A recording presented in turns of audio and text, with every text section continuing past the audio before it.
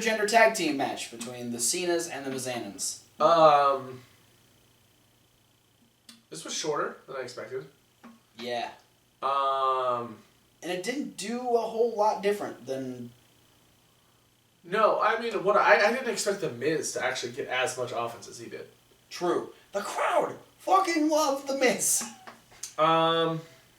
Maybe it's just because they hated Cena and Nikki won.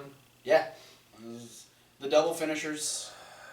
Which, I mean, you go ahead, WWE, have your big fucking hard-ons for John Cena winning at WrestleMania. Just, I'm gonna say it again. You probably could have got a lot more out of this. Not only popularity-wise with the fans, but also storyline-wise on SmackDown had the Miz and Maurice won. Yeah, the win doesn't do anything for John Cena and or Nikki Bella because, I mean, at this point, with it, if you consider the rumors, both of them aren't going to be around, immediately following WrestleMania season. Yeah. There's the rumors that Nikki's retiring, or at the least taking time off because her neck is starting to, be agitated again. Yeah. And John Cena's got another project to go film. Yeah. So, essentially what you did is you took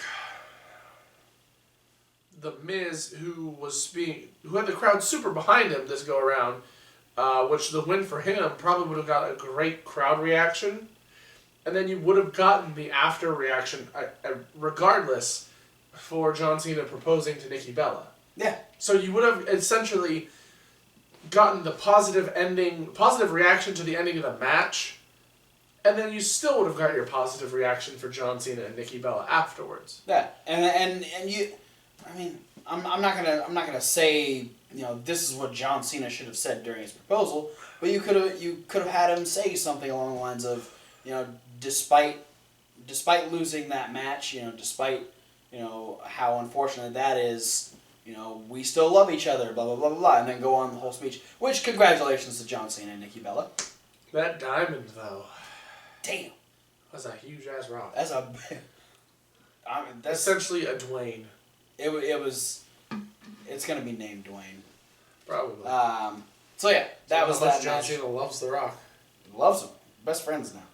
We followed that up with an unsanctioned match between Seth Rollins and Triple H.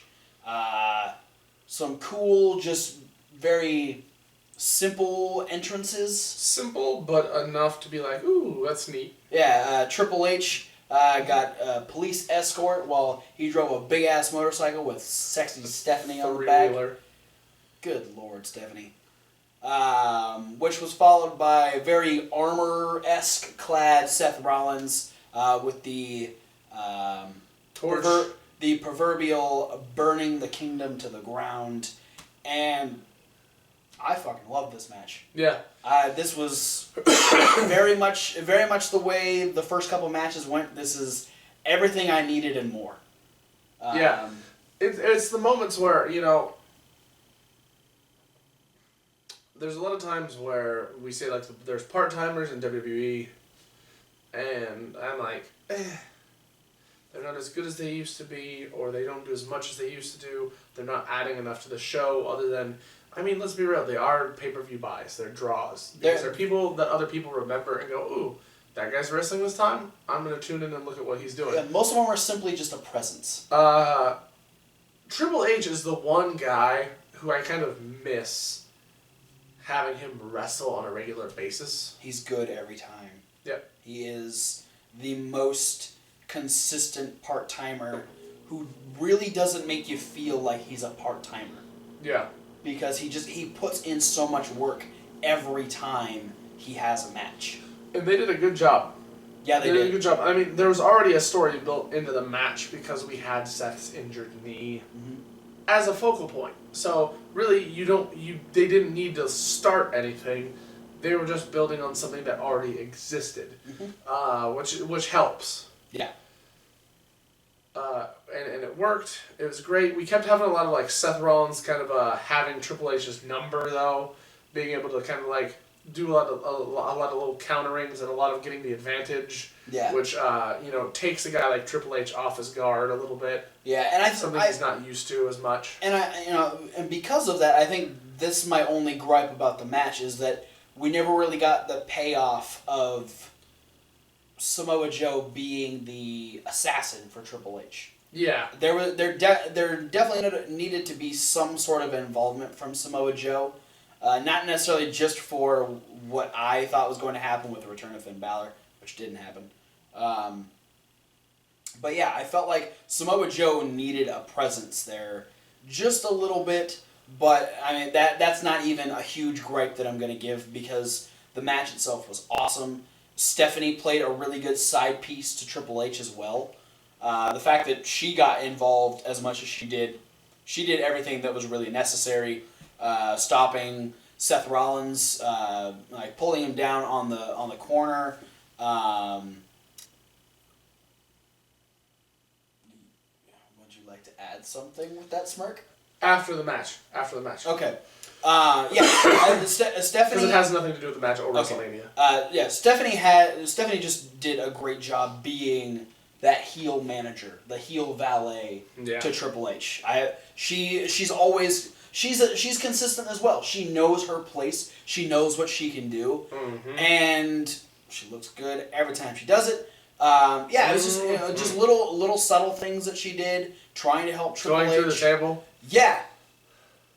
Yes. Thank you. And then being dead. Yeah, she died. No, she didn't. But she did end up going through the table as Seth Rollins caused Triple H to run into her, knocking her off the apron through a table. This infuriating Triple H to know. Yeah, because he looked at the camera and said, "You mother..." and then he turned around right into a pedigree.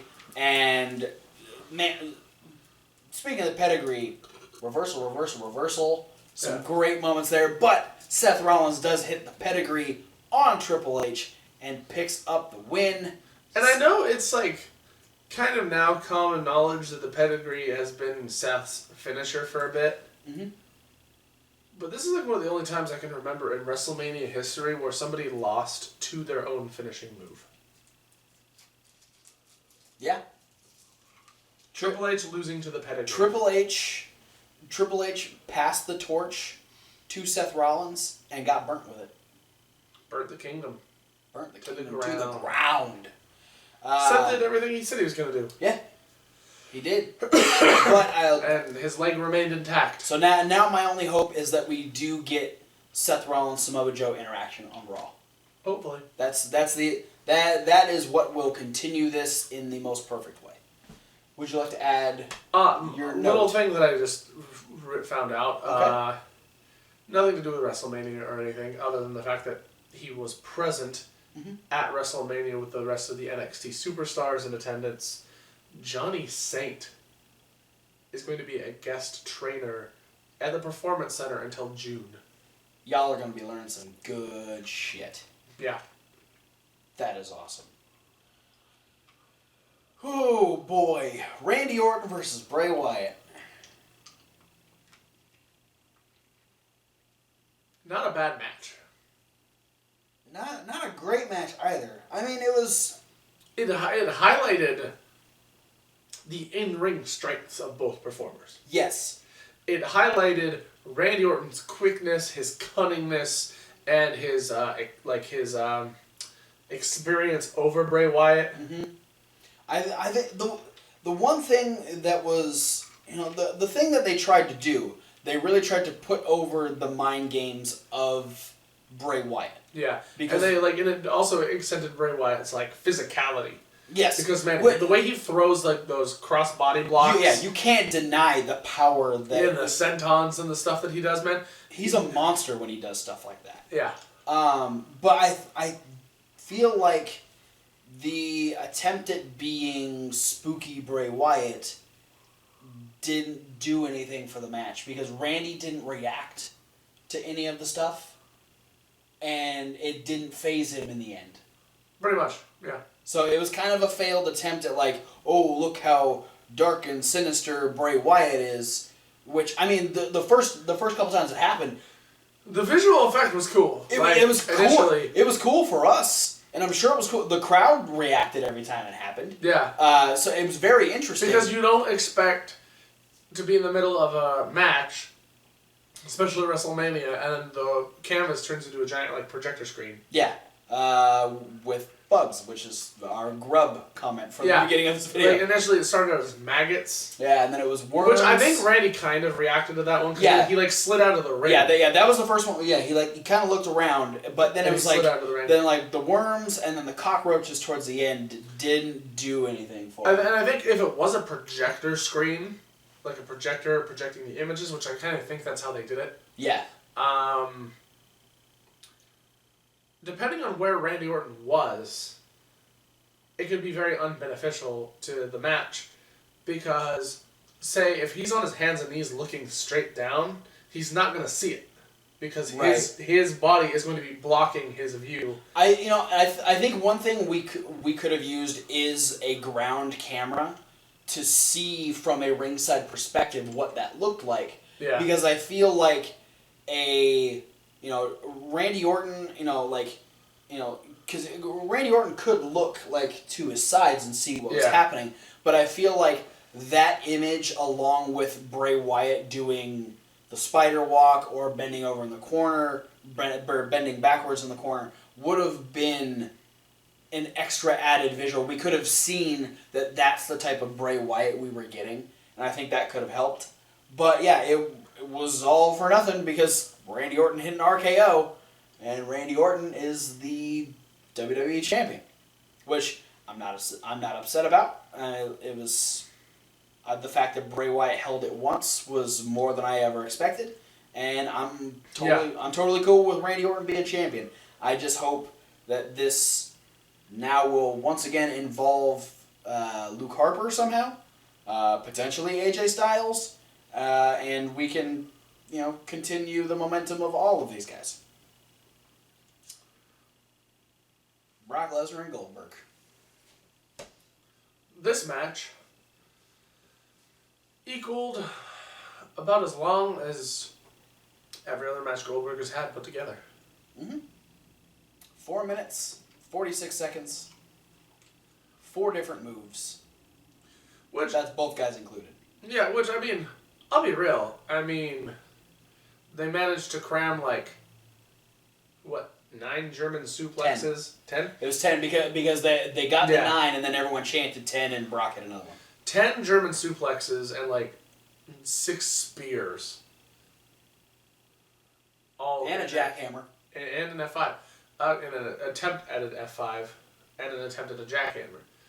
And the spear through the guardrail. Yeah. They crammed a lot into a short period of time. The intensity was there, but I still don't feel anything from this match. No.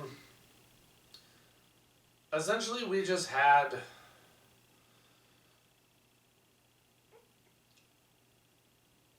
We had 2 guys who... One of which doesn't do anything other than dominate. And then the other guy who's been out of the business for so long, all he can do are his signature moves now, apparently. Try to give us an entertaining product. Yeah. Unfortunately, that's just trying to put Carrot Top on TV and call it funny. He was funny in the 90s and the early 2000s. Goldberg was good in the 90s. And the early 2000s. Yeah. Goldberg, you are Carrot Top. Of wrestling. I don't know. I enjoyed it for what it was. The surface value. 2 big, dominating guys doing their biggest moves. Goldberg spearing Lesnar a bunch, Lesnar suplexing Goldberg a bunch. As a WWE Championship match for the Universal title at WrestleMania, not the best choice. But we knew that going into it. Yeah. So yeah, Brock Lesnar is the new Universal Champion, and that is the part of Raw that I'm not excited for. Then we had our SmackDown Women's Championship match, 6-pack challenge, Alexa Bliss defending against Carmella, Mickie James, Becky Lynch, Natalya, and Naomi. Yeah. I mean, with the time they were given, they did a lot. There was a lot of action. Everybody got a moment. Becky got to Bexploder James Ellsworth, which was fun. It was, it's weird to say, but they probably would have benefited from being on the pre-show. Yep. It's very weird to say that, but because at this point we are now over the allotted time for WrestleMania. Yeah, we're way over, and we still have The Undertaker versus Roman Reigns. Yeah. So they got right around 7 minutes or so, 6 or 7 minutes to put on this match. I mean, and there's nothing disappointing about the match. It was good. It was just very short. Yeah. And it was one of those matches where everybody gets a hit here, hit here, hit here, hit here. And that's about what it was. The last couple people in the ring were Alexa Bliss and Naomi, and Alexa tried to, I guess she was trying to like pick up Naomi or like roll her over or something. She actually got turned over into like a sunset flip pin style, immediately transitioned into her submission, and Naomi makes Alexa Bliss tap out. Naomi is a 2-time SmackDown Women's Champion. Yeah. A good win. Crowd was behind her. So good for her. Yeah. Just shame it wasn't a little bit longer. Yeah. That's all we can say about it. So now, I haven't been giving updates on points. Going into Undertaker versus Roman Reigns. I'm behind. You are behind by 1. It is 8-7, and we are on opposite sides of this match. So if Undertaker wins, we tie, and it's 8-8. Yes. So.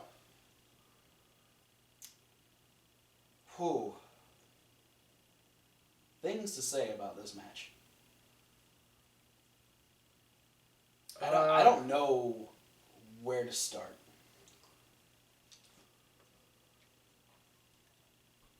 The beginning part was fun. Undertaker beat the crap out of Roman Reigns for like the first 3 minutes. Yeah, kept throwing him out of the ring, saying, "This is my yard." And then every chance he got, he like punched him in the mouth. Like that was his. Okay, Roman's got too much, and just fucking. That's my maybe my favorite takeaway from the match.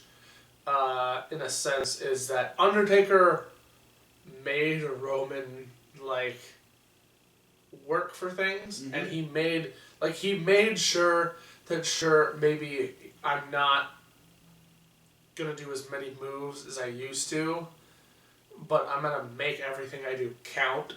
I'm gonna be real. Undertaker did look good though, like he did not slouch in this match. Yeah, I mean, essentially from the fact that he is slow now comparatively to the Undertaker of old. He looked to be in pretty good shape. Yeah. I mean... Definitely looking old, but... Yeah, we've been having this thing, like 28, he looked really feeble. 29, he looked okay. 30, he looked sickly. Yeah. 31, he looked good. Boom. 32, he kind of went backwards a little bit. Yeah, his age really showed in 32 and here. And this one, but then like 33, he's filled out again. Yeah, he's in great shape, but yeah, he just looks so old in the face, which is kind of the contrast to the rest of it. But he's my favorite wrestler of all time, so I'm just gonna say, man, you're such a badass for still going and doing as much as you did in this match. And it was kind of like a lot of people calling this match like a passing of the torch. And you could kind of visibly see it in this match because essentially we're seeing, with the exception of The Undertaker being white and exceptionally taller than Roman Reigns, They do look very similar. You had two guys in black long pants. Yeah. White or black sleeveless tops, long black wet hair. Yep. Punching each other. Yep. That is essentially what we got. And yeah, I mean, I'll be real. I didn't hate the match. No, the match wasn't bad. The match was enjoyable to a point, but then there were moments where it's like, it's one of those things where it's like, okay, we're gonna set you up. We're gonna give you this huge moment. It was like a big missed opportunity. Because if you're looking, I said on the predictions, Roman Reigns needed to turn heel. Yes. He is healed. There's no way he's going babyface after this. Well, I mean, there's no way he can get a babyface reaction. That's what I mean. Probably still going to try and push it. Yeah, no, pushing wise, he's going to be a babyface, but there is no way he will be viewed as a babyface. Yeah, and they took that ability away from him by making it a no holds barred match, unannounced. Why? Like, there's a thing right there. You could have easily had Roman Reigns ask for it to be no holds barred. Yeah. That would have been a good way to continue this, this storyline for Roman Reigns. But to have it be like, all of a sudden, it's no holds barred, you can do whatever you want. You take away that element where Roman Reigns can actually embrace what the people view him as. And then on top of that, Roman had a lot of things that he just didn't do right. There were a lot of moments there was where he's popping off a couple Superman punches back to back that looked misplaced. Oh, and on top of it, it seemed like Undertaker told him, like, hey, go for 2 Superman punches, the third one I'm going to stop. And, like, Roman forgets about the second one, and he, like, pulls back on it, expecting to get the choke slam, and it kind of makes Undertaker look stupid because he's standing there and nothing happens. And so then he's got to, like, try and act dazed so Roman can go for the third one. Yeah. And then the tombstone debacle. There was a little miscommunication with the Superman punches and then like the actual, which is the worst part, was the finish of the match. The finish was which was hard to watch. The tombstone thing, I mean, that's just to the point where you can say it's not easy trying to pick up a 300-pound guy upside down when he can't give you as much oomph as he might have been able to 5 years ago. When you're already tired. Yeah. And sweaty and all right, it's just not an easy thing to do. I guess I can't fault him. Unfortunately, at that point though, I felt like after the first time that they tried and it didn't happen, and then they tried to go. They shouldn't have done it again. They shouldn't have gone right back to it. It should have been one of those things that Undertaker either fought out of or Roman just like shoves him down and like stomps him. Yeah. Something. They should have just called it at that point. Watching it fail twice was really hard to watch. Yeah. But yeah, the finish was the hardest one. Yeah, because you have Roman. He's already now hit Undertaker with a chair about 5 times.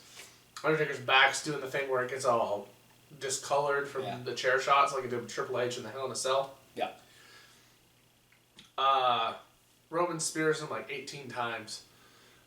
But it's like the last spear, Undertaker kicks out of it. And Roman's doing this whole, okay, wait for him to get up. And he runs off the ropes. And Undertaker's not in the right position. And I think maybe Roman wasn't certain that this was supposed to be the last spear of the match. So like Roman was going for the spear, and I felt like Undertaker was waiting for what Roman initially did at the end, where he was probably waiting for Roman to pass him and then go back the other way, to pick up the momentum. Mm-hmm. But it didn't but Roman wasn't trying to do that. So it looked really awkward because it looked like Roman was ready to spear, and Undertaker wasn't there. He was still facing the wrong direction. Yeah, he literally turned like right as Roman passed him. Like Roman was gonna get to go by him and hit him on the way back. And it was a weird moment where like Taker like tried to feed in, but as soon as he turns, Roman's already gone, and then you see Undertaker kind of go, "What?" And then he turns back around, and Roman punches him a couple times. Yeah, and then finally Roman gets his little 3, bounces off the ropes, hits the spear, pins the Undertaker. So 23-2. Which, considering, is a decent WrestleMania record. The fact that you've only lost twice, can't really go wrong there. Undertaker, a rousing boo, or Roman Reigns, a rousing boo as he leaves the arena. And then the end of The Undertaker. Yeah, we had Undertaker laying on the canvas when we went to the replay, and when we come back from the replay, the Undertaker is now upright in his entrance attire again. Yeah.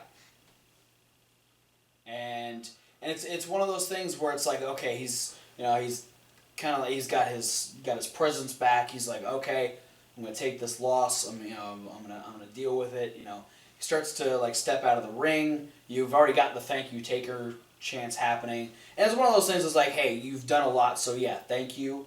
But he's about ready to walk away. It doesn't look like the end. But then the symbolism, not symbology. I almost pulled the Boondock Saints there. The symbolism happens initially with the removal of the gloves, then the removal of the jacket, and then topping that off with the hat, leaving them in the middle of the ring. Undertaker walks back to his little trapdoor thing that he used for his entrance, throws up the fist. After he stopped to acknowledge and kiss his wife. Yes, Michelle McCool was back behind it. We didn't mention JR on commentary for this match. Very cool. Helped the match a lot.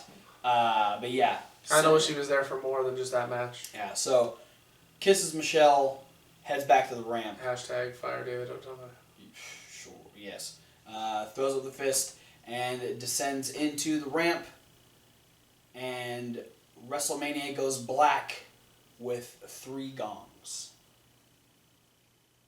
Which I assume is the final pinfall for The Undertaker. Yeah,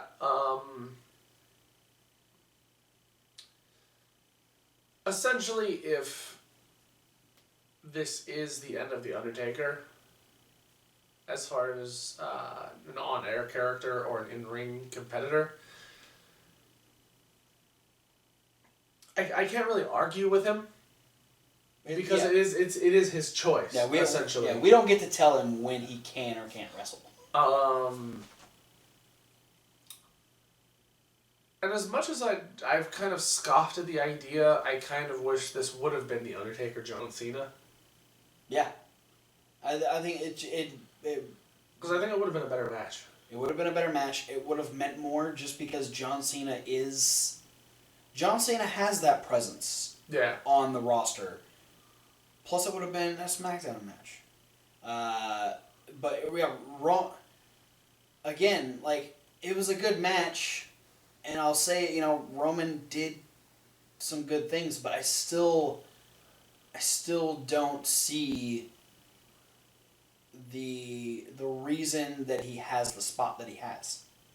Yeah. It's a rough way for Undertaker to go out, but yeah, like you said, we can't tell him no. You have to come back and have a better match. Yeah. You have to have a better opponent.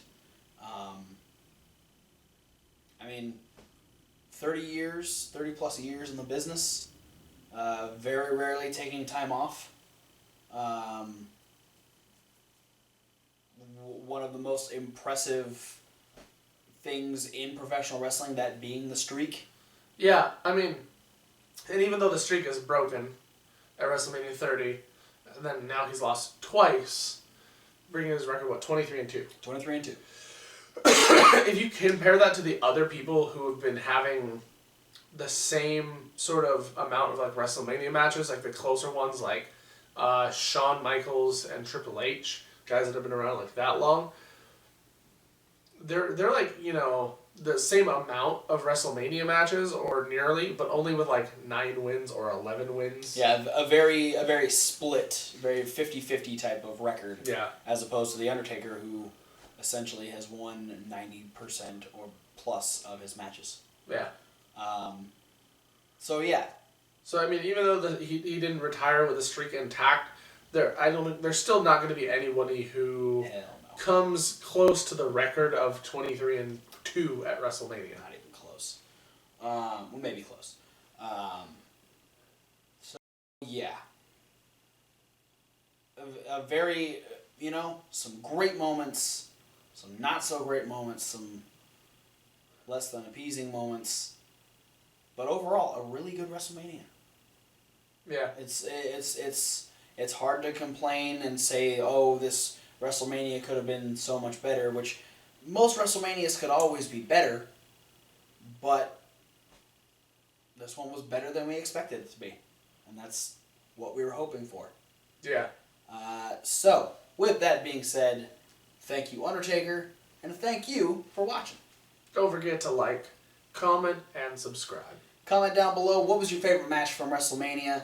What was your least favorite? What would you have changed? And what are you excited moving forward post-WrestleMania season? How hyped are you for the Hardy Boys to be back? Holy shit! So hyped! How unhyped are you for Brock Lesnar being the champion? Yeah, I was going to say, how hyped are you for Mojo Rawley? Not Gross. at all. Fuck that guy. Yeah. Click all the links down in the description. Send you all of our social medias. Check out the podcast where you get our regular reviews every single week. Go over to Reasonable Wrestling Fans. That's because reasonable with a W. Like WrestleMania. I got it right that time. About That last time. We are going to be posting brand new content this week and as often as we possibly can for the foreseeable future. The foreseeable future. That's what I was looking for. Thank you. Starting with the part 1 of a soda taste test. The first episode of Kevin Hawk's Hawktail Hour. My first What's Colt Wondering, and a second episode of our, the thing that we started when the channel first started, Fantasy Warfare. So look forward to that. Let us know what other types of videos you want to see in the comments there, comments here, and on the social media. But for now, guys, thanks for watching, and we'll see you at whatever video you decide to watch next.